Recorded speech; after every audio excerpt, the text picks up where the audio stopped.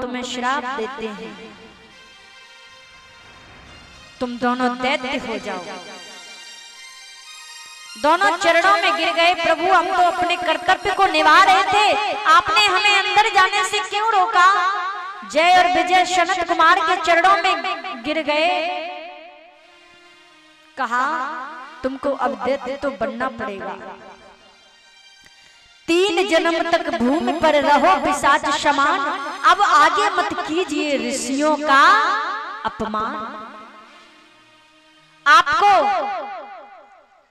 जाने से रोका है, ये हमारा कर्तव्य था। पहले हमको भगवान से पूछना पड़ता है, पहले हमको भगवान से कहना पड़ता है,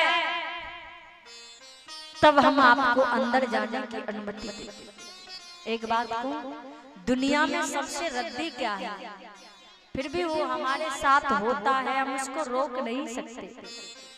दुनिया की सबसे रद्दी यदि कोई चीज है तो वो है क्रोध।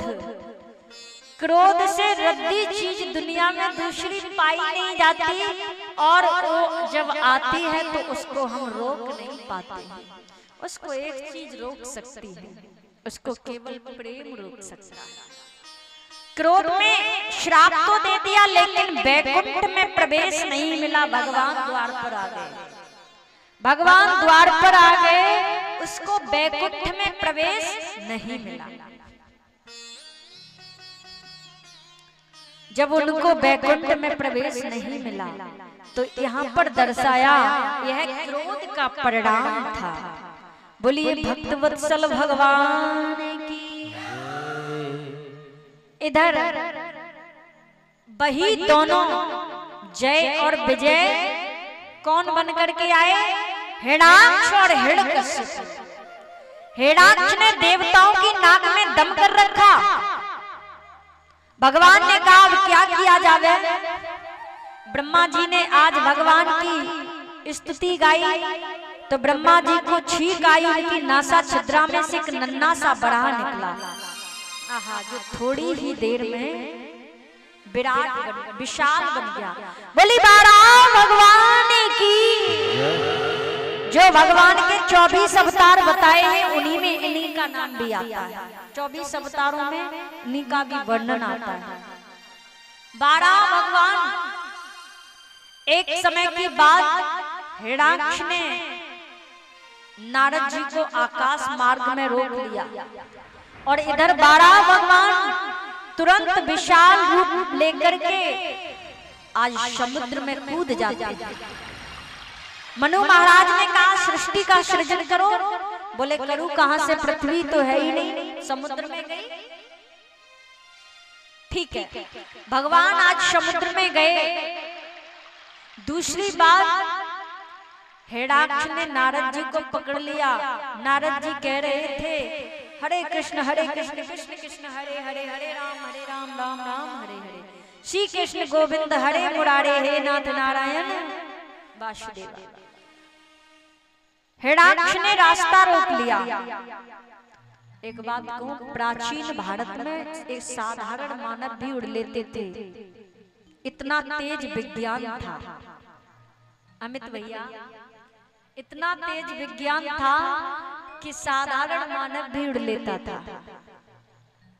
साधारण मानव भी उड़ लेता था। अब ये एक बार हिरण्याक्ष आकाश मार्ग में, बाबा नारद भी, हिरण्याक्ष ने रोक लिया। नारद से कहते हैं एक बात बताओ,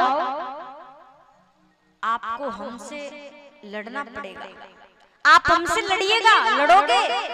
नारद ने कहा मैं लड़ना झगड़ना नहीं जानता। हिरण्याक्ष बोला आपको लड़ना तो पड़ेगा क्योंकि मेरी बाजुओं में खुजली हो रही है, तुमको लड़ना पड़ेगा। बोले हमको लड़ना नहीं आता। क्या आता है? श्री कृष्ण गोविंद हरे मुरारे, हे नाथ नारायण वासुदेव, इतना ही जानते हैं अपन तो। लेकिन लड़ना पड़ेगा। आज मैं बिना लड़े नहीं रह सकता। किसी किसी को आपने देखा होगा लड़ने की बड़ी आदत होती है।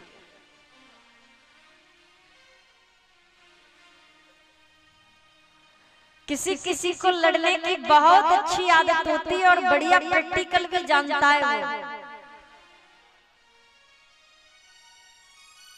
जैसे मानो पड़ोसी को लड़ने का मन हो तो पूरा झाड़ू लगाएगा, पड़ोसी के गेट पर जाके कूड़ा इकट्ठा करके लड़ेगा। साधारण लड़ने का उपाय बताओ। लड़ाई करना नहीं बताना, इस व्यासपीठ से केवल अच्छी बात बताई जाती है। लेकिन हाँ, हम लड़ना भी सिखाते हैं। ऐसे लड़िए। कैसे? मानो पड़ोसी ने झाड़ू लगाया, तुम्हारे घर में करकट डाल दिया, तो डंडा लेकर जाओगे कि नहीं? बताओ। जाएंगे? देखो सब लड़ना जानते हैं, लेकिन मैं बताऊं कैसे लड़ो। बराबर में 3 घर बने थे। बीच वाले में बेचारा एक किराएदार रहता था, बड़ा गरीब था, मजदूरी करके लाता, पेट भरता और 10 रुपए 20 रुपए रोज बचा लेता। और बगल में एक बहुत बड़ा उद्योगपति रहता, वो अपने नौकर से झाड़ू लगवाता और किराएदार के घर में डाल देता।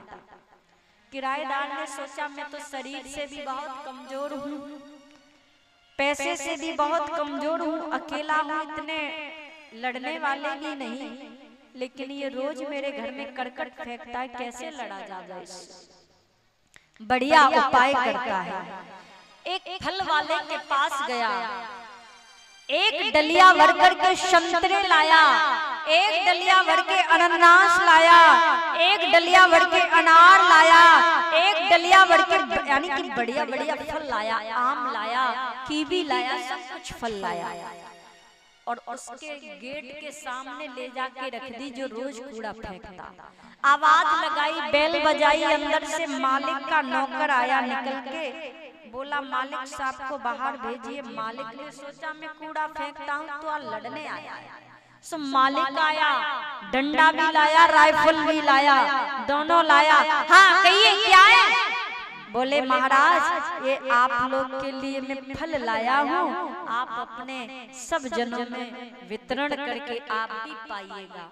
उसने डंडा भी साइड किया, राइफल भी साइड की और हाथ जोड़कर बोला एक बात बताओ, मैं तो तुम्हारे घर में रोज कचरा करकट फेंकता था और तुम मेरे लिए फल लाए हो।